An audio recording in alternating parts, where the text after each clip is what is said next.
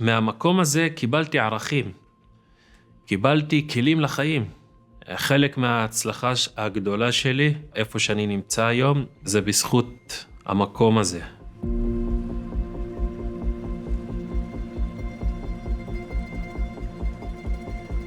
The project was started by my father. He could see that the Arab community lived in homogenous communities, as did the Jewish communities, and they didn't mix. And he knew it mattered a great deal to have Israeli Arab children participating in the wider community. And then suddenly the second intifada blew up. And people were saying to him, "You're mad, Freddie, don't go ahead with this now. It's just not the right time." And he said, "You're wrong. It's absolutely the right time." כשהייתי בן 8, הגיעו לבית ספר, אמרו לנו שיש חוג טניס. לא ידענו מה זה טניס. אני ידעתי שאני הולך לחוג ספורט, אני אצא מהכפר, אני אסע באוטובוס, יהיה כיף, ולא מעבר.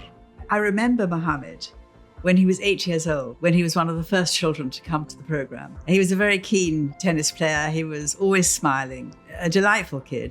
And now he's a grown man. He's our chief coach. The children love him, but he's also incredibly gentle and sensitive and respectful of the children. He encourages them. He gives them their own space, their own time. He listens to them. And he's a terrific guy and a great contribution to our program. So the Freddie Krivine initiative has two major roles. The first role is really working with the Arab children from low socioeconomic villages, mainly empowerment and helping them integrate into the Israeli wider society. Another part of the program is to have activities for the wider community. So we will have Hanukkah parties, Purim parties, iftar meals. The whole idea is as much as possible to get the Jewish and Arab children running around, playing together, using tennis as a tool to bring these children together. And you see these children and you really believe at the end of the day, all the children really want to do is just play and have fun. And we should be the ones facilitating those opportunities. המחנה הזה ממש כיף. אני לא ידעתי שאני טובה בטניס ושאני אוהבת, אני נרשמתי לכאן, אבל ממש מסתבר שזה מאוד כיף לשחק טניס עם ערבים ויהודים, כולם ביחד, וזה היה מאוד כיף. וגם יש לי זיכרון שלימדתי כמה בנות להכין צמידים, ואז מישהי הכינה לי כזה.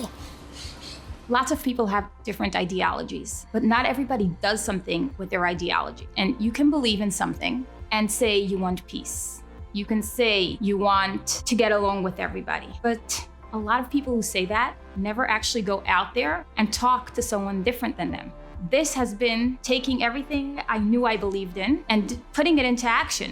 המקום עצמו והמאמן עצמו שליווה אותי היה מין סוג של השראה. הרגשתי ככה בתוך תוכי שאני צריך להחזיר בחזרה את מה שאני הרגשתי ואת מה שלקחתי מהמקום הזה. אני צריך להעביר אותו לכל הדורות שבאים מאחריי, וזה מה שאני עושה היום. המטרה שלנו זה לחבר בין הילדים היהודים לילדים הערבים, ואנחנו עושים פה עבודה נפלאה, מאמנים פה עושים פה עבודה נפלאה, במיוחד מוחמד יודע לעלות על המגרש, לדבר בערבית ואחרי זה להסביר בעברית, או להסביר בעברית ואחרי זה להסביר בערבית, ולחבר בין הילדים. המטרה שלנו זה באמת לחבר בין הילדים פה דרך הטניס, ולמרות כל המצב אנחנו מצליחים, ואנחנו מצליחים בגדול.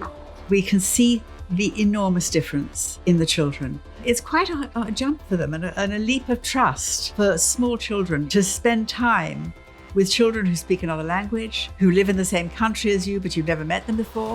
And we see the success. We see how they play with each other and how they lose all that sense of mistrust. I see the effect it has on their parents and on the wider community.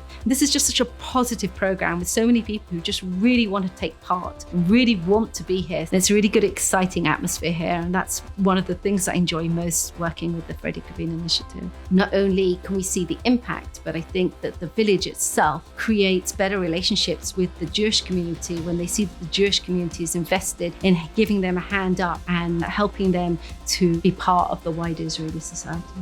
October 7th felt like a big blow to the ideology of peace and coexistence. Having said that, it doesn't take away from the fact that we don't have any other choice. I cannot envision any other future. What is the alternative? It's important to support programs like this that encourage Israeli communities, Jewish and Arab, to keep building a society that is equal for everyone, because at the end of the day, none of us are going anywhere. We have one country and we're all destined to live here together. I say to people, I inherited this charity, this non-profit. And effectively I did. I inherited it from my father. He was his legacy to me. And now I'm at a point in my life where I know that I can pass my legacy on to the next generation. And it gives me enormous pleasure to know I can do that. For me, it's incredibly important that we continue this program, that it doesn't stop here, and that obviously I am going to include in my own legacy a contribution to the future of this organization. And I really hope other people will too.